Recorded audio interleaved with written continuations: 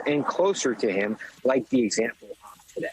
Yeah, and I guess, Congressman, that's what's so remarkable, that he was one of the biggest electoral losers in modern Republican history. His defeat in the popular vote was of historic size. His loss of the Senate was a crushing blow to Mitch McConnell. He is sort of an electoral loser, the likes of which Republicans haven't seen in a few cycles.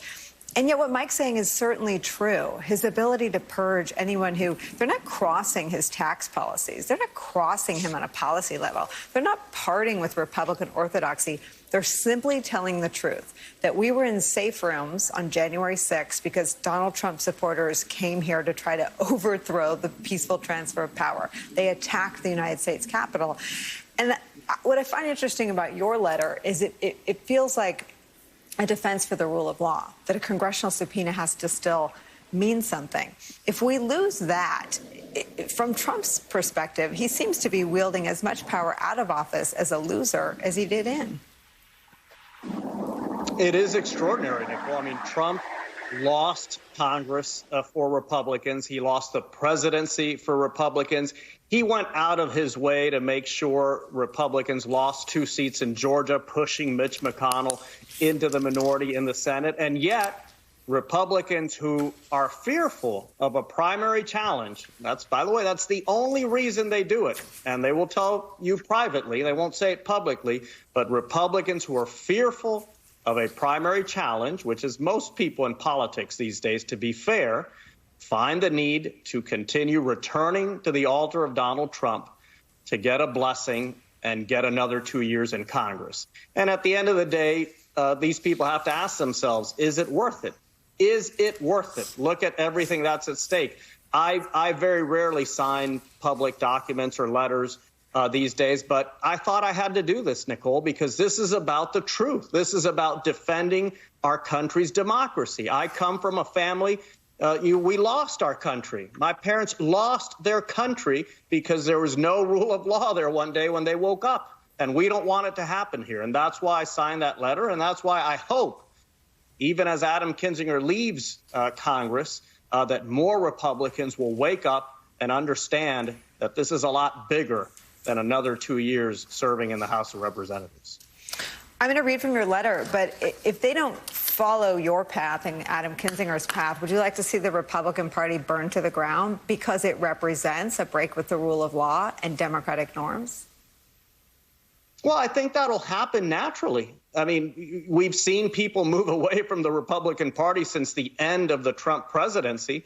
When you look at voter registration in a lot of states, you've seen a lot of centrist Republicans become independents, even Democrats. Now, we only have 2 parties in this country, so the other one is always going to get a chance, right? Because the party in power inevitably trips.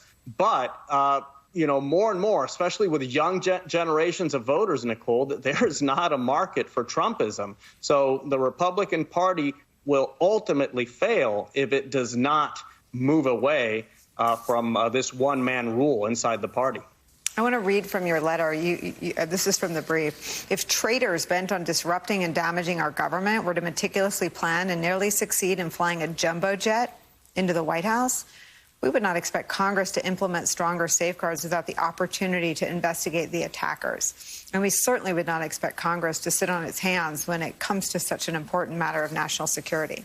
Why do you think some of the same members, people like Mitch McConnell, who were in their current jobs on 9/11 when jumbo jets certainly could have been headed to the White House, they flew into the Twin Towers and the Pentagon in a field in Pennsylvania, but why do you think this national security question that you guys raised isn't of interest to Mitch McConnell now? Well, Nicole, because I think, regrettably, everyone is now focused on 2022, and Republicans see that they have an opportunity to perhaps return to power in the House, maybe even in the Senate, and they're putting the truth, these principles aside in order to focus on elections. And look, I've given Mitch McConnell a lot of credit. No one was more explicit and crystal clear about what was at stake on the 6th of January. But in some way, people have moved on. And you can't move on until you uncover the truth. And the reason Donald Trump is claiming executive privilege is because he doesn't want people to know the truth, because whatever is in those documents is surely embarrassing and probably indicting. So he doesn't want people to see it. Plus, he probably thinks it'll make it harder for him to run in 2024 if he ultimately decides to do that. This is about uncovering the truth. And if we don't do it, we're just going to continue seeing our democracy, our government, trust in society deteriorate. And speaking of getting to the truth, I want to see if we have this clip of